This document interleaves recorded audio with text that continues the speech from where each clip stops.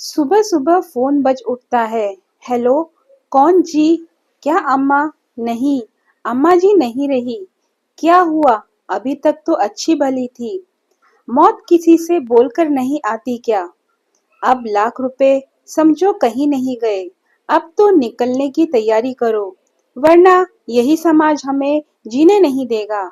जल्दी करो।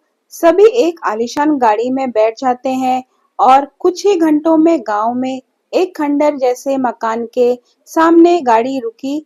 बाकी तीनों भाई भी अपने परिवार के साथ पहले से ही वहां पर पहुंच गए थे।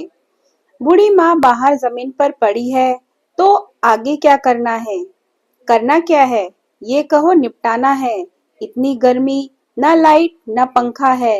हे भगवान, कहाँ फंस गए?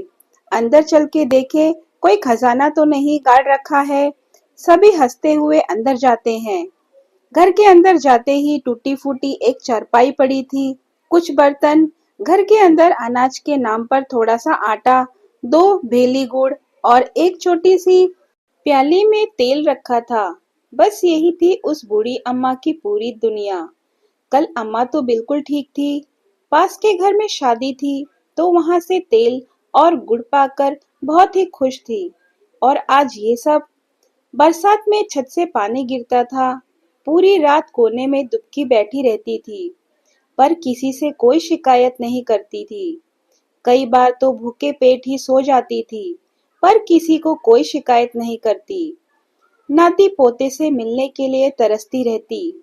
जिसने भूख को सहकर रात गुजारी हो, अब उसके मरने के बाद ये सारे ढोंग करना बंद करो। वो तो अब चली गई, अब जताने की क्या जरूरत है? हजारों को बुलाकर खिलाने की क्या जरूरत है? अब इतना भी दान कर लो। जो चला गया वो चला गया।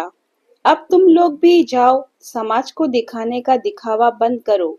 जब एक पैसे को तरसती थी, तब कहाँ थे? अब लाखों भी खर्च करो, उसे क्या मिलना है? कहते हुए वो गांव की धोबन आंख से आंसू पोंछते हुए कहने लगी। एक माँ एक कमरे में चार बच्चों को पाल सकती है, पढ़ा लिखा कर पैरों पर खड़ा कर सकती है, पर चार बच्चे अपनी 6 कमरे के बंगले में अपनी एक माँ को एक कोना नहीं दे सकते। ये समस्या नहीं है, ये पाप है जो तुम जैसी औलाद करती है। अगर बच्चे बड़े होकर ऐसे हो जाते हैं, तब तो भगवान ने मुझे कोई संतान न देकर बहुत अच्छा किया। सभी सिर झुकाकर वहीं खड़े होकर धोबिन की बात सुनते रहते हैं। तभी अनम, जो बूढ़ी अम्मा का बड़ा बेटा था, उनका 8 साल का बेटा, वो गुड़ की भेली उठा लेता है। उसकी माँ अनीता बच्चे को घूर कर देखने लगती है। छोटा सा जय, नहीं माँ, ये दादी ने मेरे लिए ही रखा होगा।